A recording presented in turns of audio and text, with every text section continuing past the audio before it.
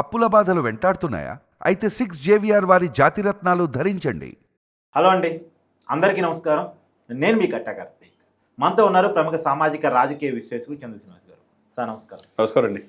Sir, ఇక దేశం మొత్తం కూడా ఆంధ్రప్రదేశ్ వైపు చూస్తున్న పరిస్థితి. ప్రత్యేకించి 18 నెలల పరిపాలన కాలంలో ఆంధ్రప్రదేశ్ డిప్యూటీ సీఎం హోదాలో 5 శాఖల మంత్రిగా పవన్ కళ్యాణ్ గారు ఆయన పనితీరు పట్ల ఈ సమాజం మొత్తం కూడా యాక్సెప్టెన్సీ చేస్తున్నటువంటి పనితీరు, అందులోనూ ఎక్కడో మారుమూల గ్రామానికి రోడ్లు వేపిస్తూ మారుమూల ప్రాంతాలను కూడా అభివృద్ధిలో తీసుకొస్తూ విద్యుత్ కనెక్షన్గా ఇన్ని సంవత్సరాలుగా సొంతం వచ్చినప్పుడు ఇన్ని సంవత్సరాలుగా కరెంటు కనెక్షన్ కూడా లేని ఊళ్ళ వరకు వెళ్ళి కరెంటు కనెక్షన్ కానీ రోడ్లు కానీ మౌలిక సదుపాయాలు కానీ తాగునీటి సౌకర్యాలు కానీ కల్పించేటువంటి ఆ పనితీరు దాన్ని ఎలా చూడాల్సిన పరిస్థితి కనపడతా ఉంది. దేశవ్యాప్తంగా పవన్ కళ్యాణ్ గారికి వస్తున్నటువంటి ఇమేజ్ నేను వింటూ ఉన్నాను. గుంటూరులో దేశవ్యాప్త పంచాయతీరాజ్ దాని మీద ఒక సదస్సు జరగబోతుందంట. దేశవ్యాప్తంగా ఉన్నటువంటి పంచాయతీరాజ్ శాఖ మంత్రులంతా కూడా ఆంధ్రప్రదేశ్ వచ్చి పవన్ కళ్యాణ్ గారితో చర్చించబోతున్నారట. ఎలా చూడాలి? నిజంగా అండి, అంటే మనం ఆనాడు ఎన్టీ రామారావు గారు తెలుగువారి ఆత్మగౌరవం కోసం పార్టీ పెట్టారు. అవునా?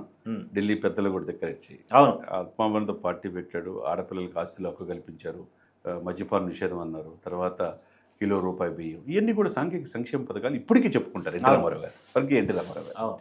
ఆ తర్వాత మనం చూస్తే కనుక పవన్ కళ్యాణ్ ఈనాటి రాజకీయాల్లో ఆయన సక్సెస్ అయ్యే తీరు చూస్తే అద్భుతం, అమోఘం.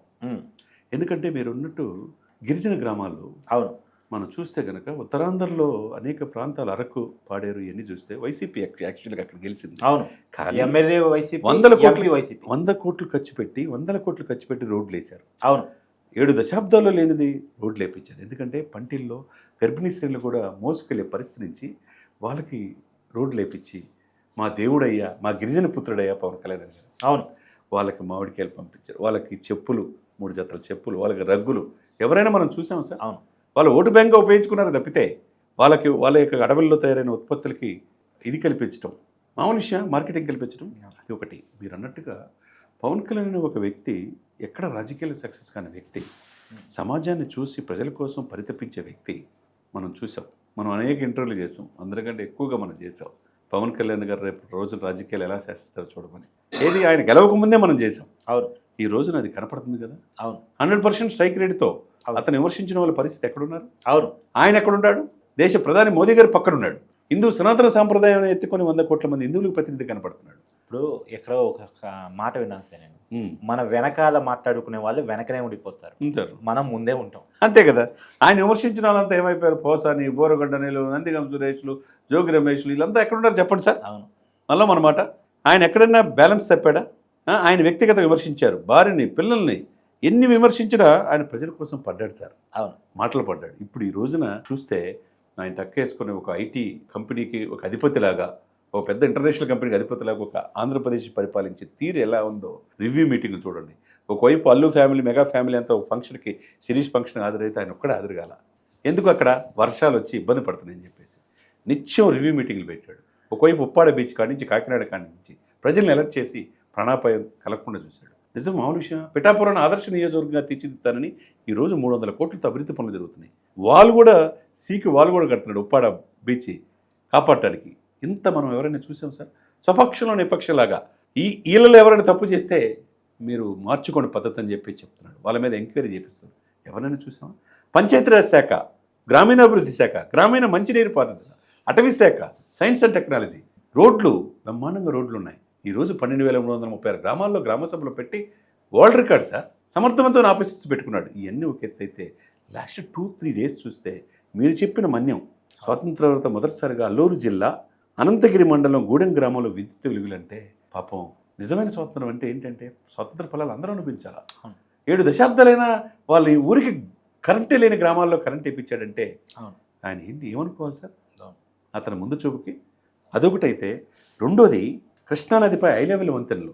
అంటే లంక దీవుల్లో గ్రామాలు ఉంటాయి. దివిసీమ తుఫాను వచ్చినప్పుడు మనకు తెలుసు, మన చిన్నతనంలో అక్కడ గ్రామాలన్నీ కూడా ఇప్పటికి కూడా అనుసంధానం లేవు. వాళ్ళందరికీ హై లెవెల్ వంతెనల ద్వారా అక్కడ కనెక్ట్ చేయాలని చెప్పేసి ఒక నిర్ణయించుకోవడం కావచ్చు. ఈ రెండింటితో పాటు ఆయన ప్రతి పని కూడా సార్, ఎక్కడ సార్ కార్తీక్ గారు, మనం అనేక మంది వస్తుంటారు, పోతుంటారు. రాజకీయాల్లో ప్రజలు మనల్ని పొందేవాళ్ళు కొంతమందే ఉంటారు. నేటి రాజకీయాల్లో యాజ్ అ డిప్యూటీ సీఎంగా ఆ పదవికి ఉన్న తీసుకొచ్చారు. గ్రామాల్లో రోడ్లు, మెరుగైన సదుపాయాలు, మౌలిక సదుపాయాలు ఉన్నాయి, నీటిపారుదల సదుపాయాలు ఉన్నాయి. ఎక్కడ కూడా భయం అనేది ఆయనకి లేదు. అవును. ఎందుకు లేదు? ప్రజల కోసమే మనం ఉన్నాం, ప్రజల కోసమే మనం పనిచేయాలి, ప్రమాణ స్వీకారం చేసి అసెంబ్లీ దేవాలయంలో అడుగు పెట్టాలి అని చెప్పి ఆయన పరితపిస్తున్న తీరు నా భూతో నా భవిష్యత్తు. ఏమంటారు మీరు? ఖచ్చితంగా సార్.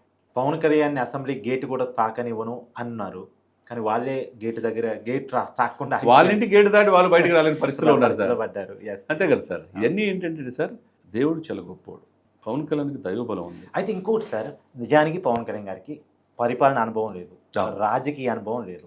నిజానికి ఆయన పార్టీ సరే ప్రజారాజ్యంలో నుంచే వచ్చినప్పటికీ కూడా, అప్పటి నుంచే రాజకీయాల్లో ఉన్నప్పటికీ కూడా రియల్ టైంలో పాలిటిక్స్ ఆయన సినిమా హీరోగా ఓకే, కానీ రాజకీయాల్లో పెద్ద అనుభవం లేదు. కానీ తన అనుభవం లేకపోయినా సరే నేర్చుకుంటూ నిరంతర విద్యార్థిగా ఉంటూ పనితీరులో ఇంత ప్రతిభని కనపరుస్తాన్ని ఎలా చూడాలి?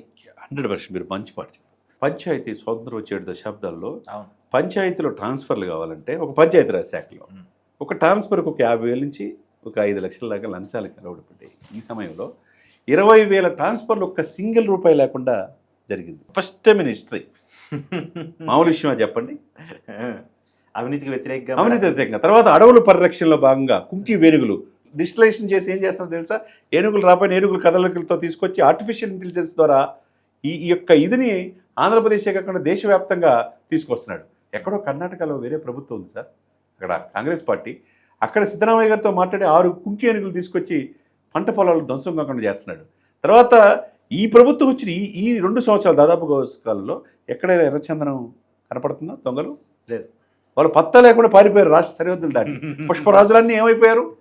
అవును. ఎర్రచందనం ఎక్కడో నేపాల్ బోర్డర్లో కూడా దొరికితే తీసుకొస్తున్నారు. ఒకవైపు అడవులను కాపాడుతున్నాడు, ఒకవైపు పంచాయతీరాజ్ వ్యవస్థలో కొత్త సొగసులు రోడ్లు, పంచాయతీరాజ్ వ్యవస్థ దేశంలో రోల్ మోడల్ అయిపోయింది. ఇంకోటి గ్రామీణాభివృద్ధి, గ్రామీణ నీటిపారుదల సస్యశ్యామలంగా ఉంది. ఇంకొకటి అడవులను పరిరక్షణ, సైన్స్ అండ్ టెక్నాలజీ అభివృద్ధి. మనం నిజంగా ఈ వ్యక్తి ఇప్పుడే డిప్యూటీ సీఎంగా ఇట్లా ఉంటే ఈ యొక్క ఆంధ్రప్రదేశ్ రాష్ట్రాన్ని ముఖ్యమంత్రి అయితే ఎలా ఉంటుంది అనేది అందరూ కూడా ఎదురు చూస్తామన్నారు. అంతే కదా?